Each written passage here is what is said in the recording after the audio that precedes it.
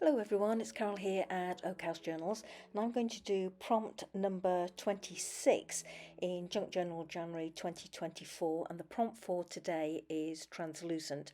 So here I've got a pouch of just vellum scraps and tracing paper scraps, and that's the page that I'm going to be working on in my journal. Here I've just got some decorative tissue paper that I want to use. And I think you might have noticed there that the page I'm working on is slightly, probably about 5 mm shorter than my other page. So you will see me open up the flap that's on the inside of this page just to add a bit more width to the page. So no explanation really needed for what's happening here. I've put glue on my page and I'm laying down my tissue paper on the top. Just giving it a smooth down and then going over it with my bone folder. There we go. And this is the flap I was talking about. So I just fold a little bit of that flap out as I'm doing there. Put a bit of glue along the edge and then adding some tissue paper to it.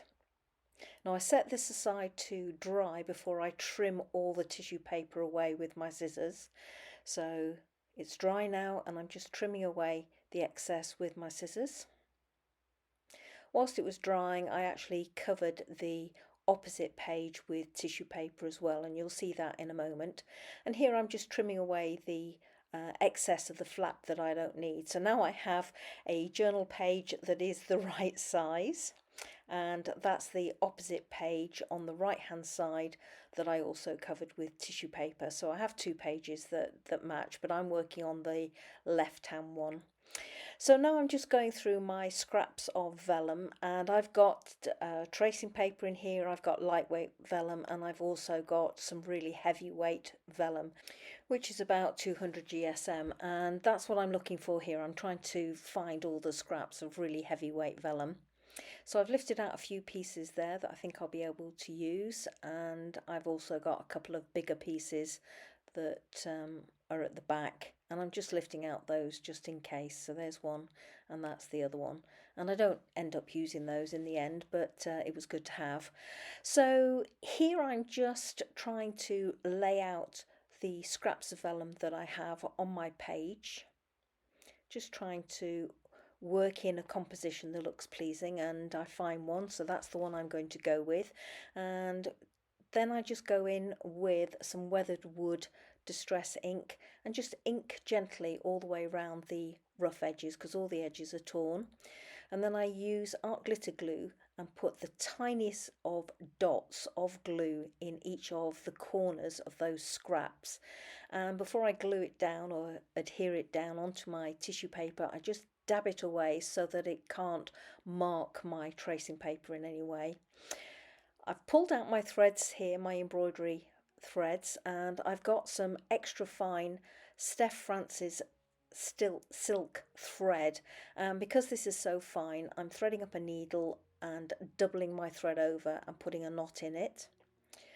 I've got a foam pad here and I'm just using another needle, and I'm actually piercing each of the pieces of vellum along the edge and also the tissue paper background around each of the pieces of vellum, and that's so that I can sew through my paper much easier than if I was just sewing in the conventional way. So here I'm just doing stab stitches through from the front to the back and then from the back through to the front using the holes that I created, and I'm going all the way around each of those pieces of vellum. So here you can see I'm coming to the end of my first piece and I'm just going to tie off the end.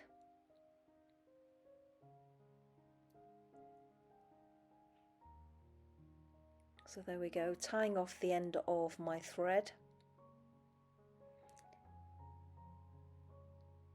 putting a couple of little knots in it, snipping off the excess thread, and then I go in with a dab of art glitter glue over the knot just as a belt and braces, and then smoosh it down using my bone folder.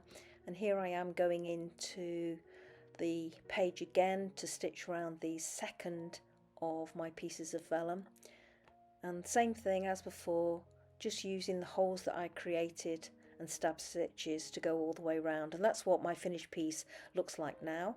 Those are all the stitches on the reverse, and the same as I always do with my machine stitching, I'm just going over my stitches with my bone folder to flatten them down.